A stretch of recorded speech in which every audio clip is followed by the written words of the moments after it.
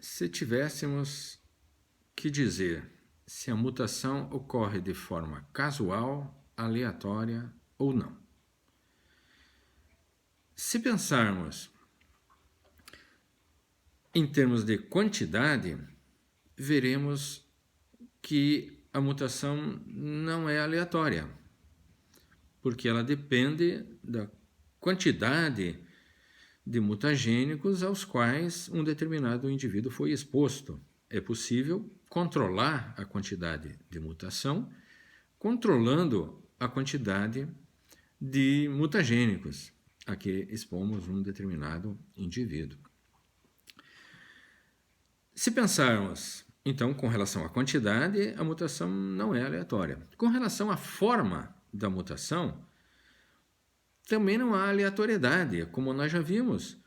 Diferentes mutagênicos produzem diferentes formas de mutação. Alguns mutagênicos trocam bases, outros mutagênicos quebram o fio de DNA. Então, a forma de mutação ela também não é aleatória, porque ela depende de fatores ambientais, depende dos mutagênicos. Não há uma aleatoriedade na ocorrência de diferentes formas de mutação.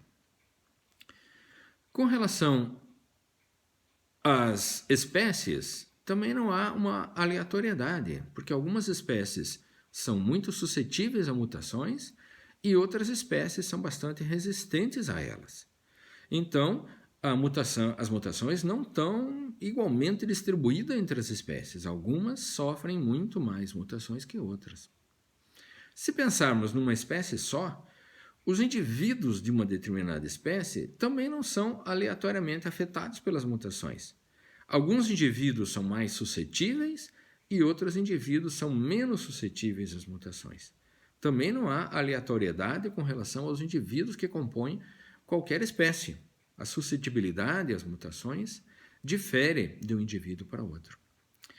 Se pensarmos nos tecidos que compõem um determinado indivíduo, também não é aleatória a distribuição das mutações, porque alguns tecidos são muito mais suscetíveis às mutações que outros.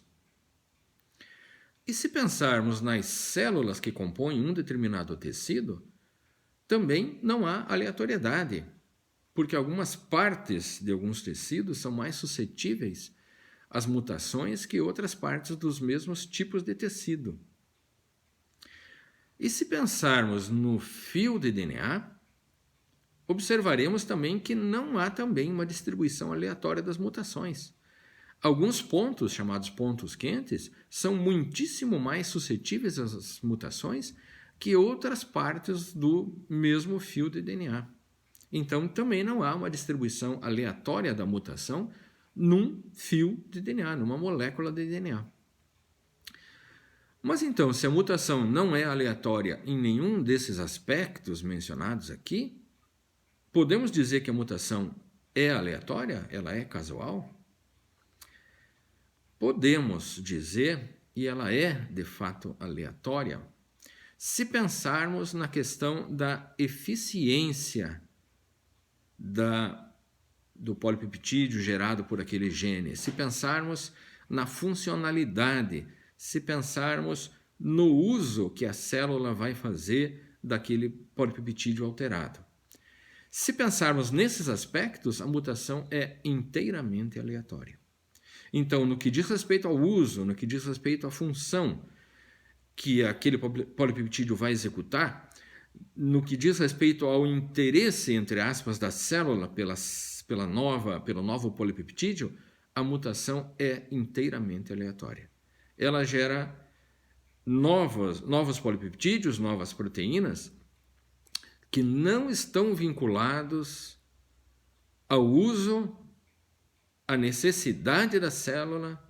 Não há um vínculo entre a necessidade e o uso que a célula vai fazer e as mutações. Então, ela é aleatória nesse aspecto.